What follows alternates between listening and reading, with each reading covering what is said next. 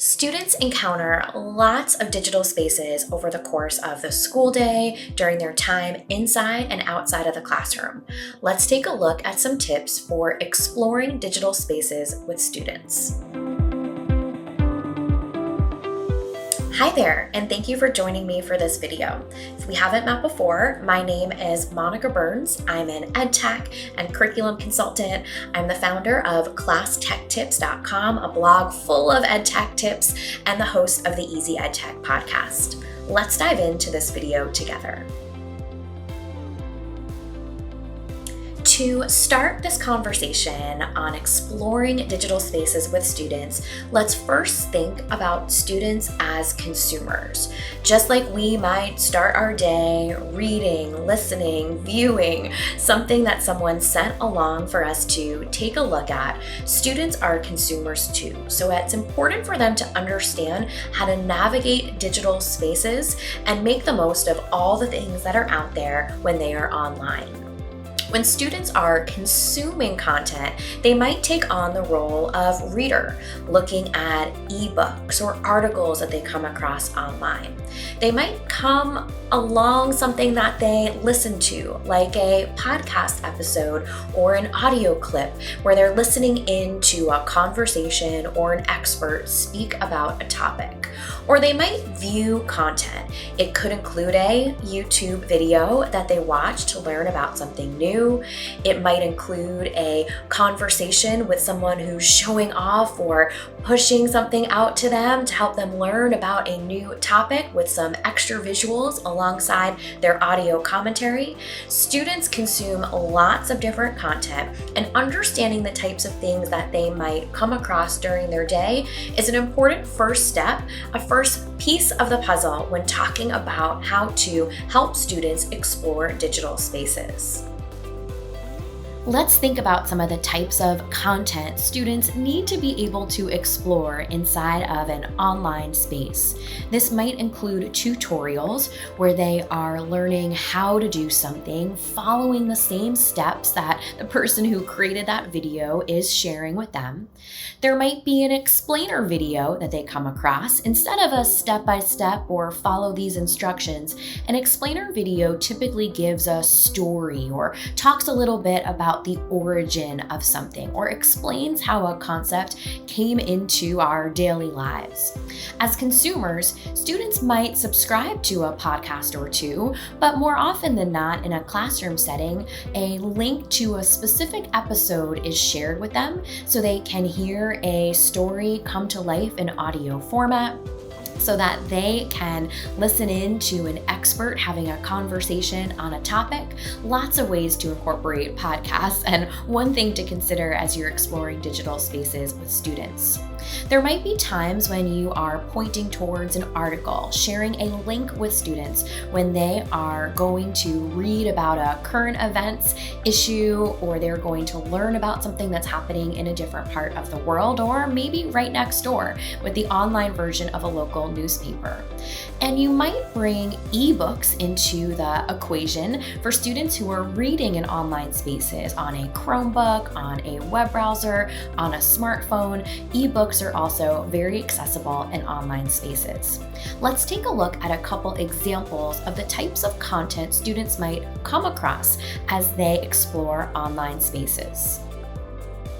We're going to look at two online resources together, two places to go to find quick articles to share with students.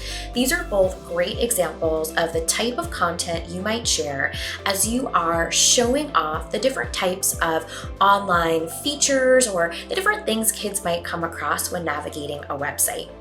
First up, kind of over my shoulder or next to me here, is a screenshot from the tool Newsela. Newsela is a popular place to go to for short text, current events articles for students. One of the reasons it's so popular is because it allows teachers to search by keyword, and it allows you to manipulate the text based on lexile levels. So you can actually get a few different versions of the same article at different instructional reading levels for students. So So this is an example of a type of online text that you might introduce to students to have conversations about the type of media or the type of digital features that are part of online spaces. You might point out to them how an article like this one has images, it has captions, or it has words on the page that they might want to take a look at or Google to learn a little bit more, or might spark a deeper conversation around what's happening in the text. Other online spaces, like this New York Times article, include some of the digital features that you want to introduce to students and model for them as you show off different strategies for exploring digital spaces. This could include showing off how when you read an article and you come across a link, you have a choice whether or not to click on that link to go deeper into a particular topic, or if it's something you want to come back to later. You might also come across an article that not only has images on it, but has a video embedded. So someone could press play and learn a little bit more about that part of the world or wherever it is that that article is focusing in on, and that multimedia or extra content comes into play. You might decide as you're having conversations with students on how to explore digital spaces and what they might come across to show off online resources that have embedded items. That could include a widget like a map embed where they can click and navigate and move around that map while staying within the same web page or the same space. So there's lots of digital features kids might come across when they're navigating online spaces on their own, but as you explore digital spaces with students, you can model the type of behaviors that they'll want to build while moving around a digital space. So you might think aloud about whether or not you're going to click on that link in the middle of an article. You might wonder about why someone chose one image and not another to place on that web page. All opportunities that can spark discussion and help students see best practices for navigating digital spaces. Now I'm already logged in or signed in to both Newsela and the New York Times to show off these pieces for you. Now here on Newsela is one example of where you can go to find some articles to share with students. I'm going to go ahead and open up this one about the longest living animals on Earth. Now, when you're inside a space like this, you might decide to point out certain informational text features to students and make some connections to what they've seen in print books.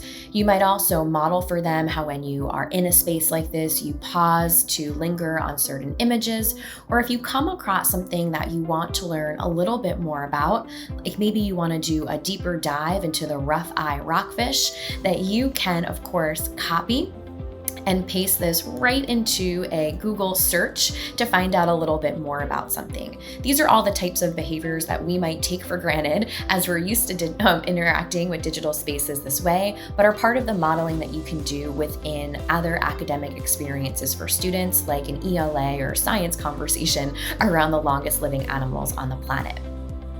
Now, as we toggle over to this New York Times article, you might bring students to a space like this when you're ready to point out some different types of online features that you want them to be ready to navigate. You might spend some time thinking about how they have the ability to share and comment on pieces of text that they come across in many online spaces.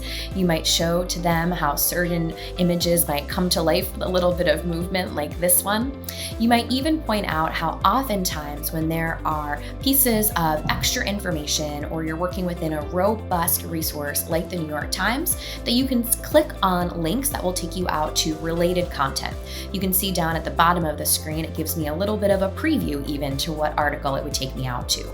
You also have an opportunity to help students think about how to navigate any types of call-outs or advertisements that might pop up on the screen, or even what to do when they come across some related resources that might be of interest for them to explore a little bit more deeply. If you want to explore digital spaces with your students, here are a few discussion questions to get started. You might ask them, where did that link take us when we clicked on it? Or why was it on that page? You might ask, what did that video help us understand? Why did the author choose to include those pictures on this website? And where can we go to learn more about this topic? These are the types of questions that you might bring into an activity as you explore digital spaces with students this year.